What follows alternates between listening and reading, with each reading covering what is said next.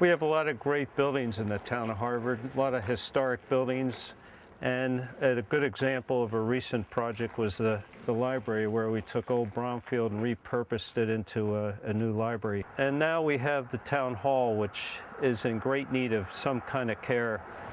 And its purposes inside have changed, its needs have changed, and now we have a building that needs a lot of work, and it's pretty obvious when you look at the outside. It's very difficult for the paint to stay on this building because of vapor leakage issues. The whole envelope at Town Hall is not protected from interior vapor, and for that reason it might hold paint for only a couple years. In addition to that, the walls are not insulated, and they do become a problem for heat, energy, and once the paint starts peeling, the wood starts rotting, and things begin the domino effect of the building looking the way it is right now. The old fire escape actually right now is not safe, and that should be taken down. For a long time, the gutters on the building were not functioning right, and you can see some of the damage from that. A lot needs to be done. Here's one of the balusters that recently fell off. You can see that the wood is rotting and giving way, and that's just one of many that have come down. So it's a continuing process. Once the paint peels, the wood rots, the building starts to fall apart. I sure haven't been up here in a long time.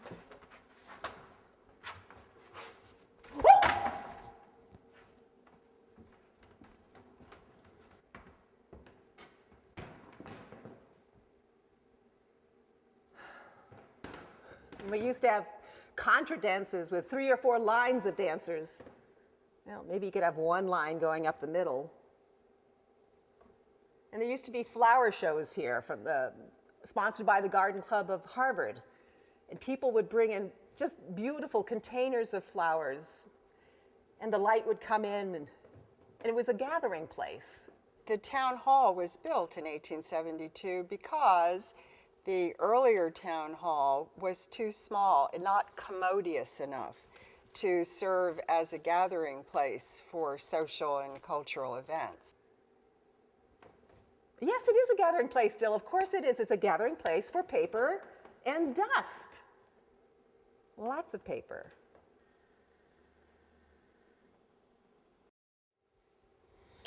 As I look around and see the offices here, they look modern and trim from the outside, and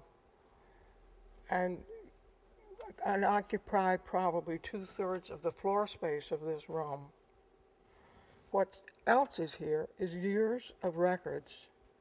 I know the records for the Conservation Commission have been lost for some years, as have the Highway Department records. You can't find them, and that's not quite right.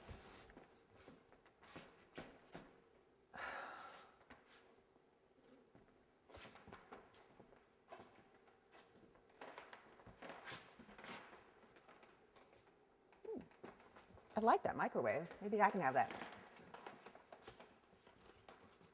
2004, 2001, 93. Wow. Do they even make that anymore?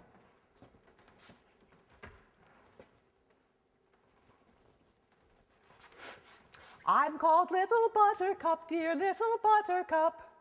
I was an HMS Pinafore on this stage in, 1960-something. My very first show, and my mom was Buttercup. A lot smaller than I remembered, but we had a cast of thousands.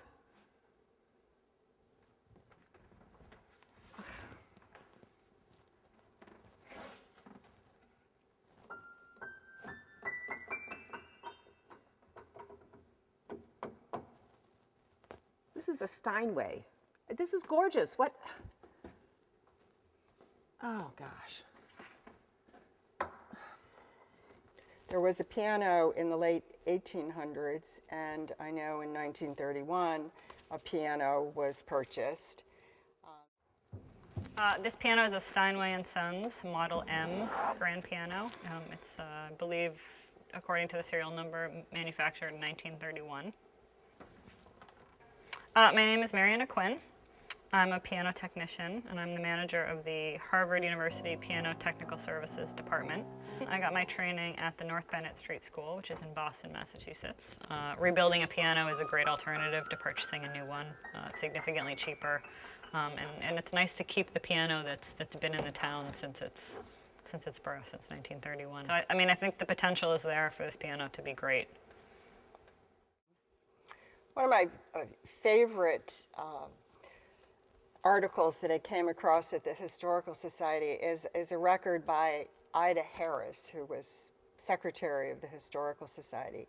And she talks about an evening in 1894 where horse-drawn carriages were gathered outside of Town Hall, and 1,000 people had come to a dance here. They were masquerades or the Calico Ball, always led by a promenade of important people of the town.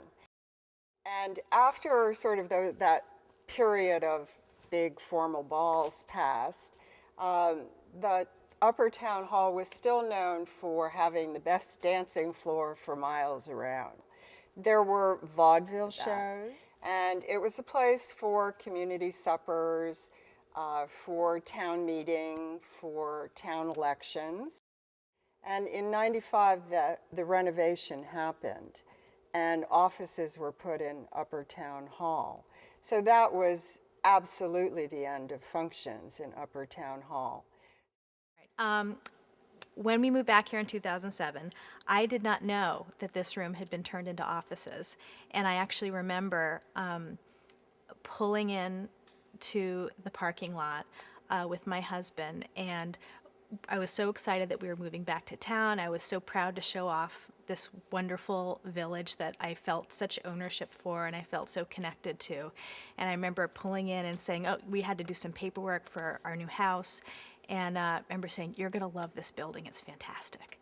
And we came in, and you still have the beautiful entryway and the wonderful staircase going up. And I remember coming up and opening the door, and my heart just kind of sinking, and seeing the offices set up and seeing the piles and piles of papers and books everywhere. And I remember seeing, some annual reports from 1993, and just feeling so sad because my favorite memory of this space was in my senior year. My class was the first group to put together the snowball dance, which was the formal dance. And we had transformed this room. There were twinkle lights everywhere, and everybody got all dressed up, and it felt very glamorous and grown up.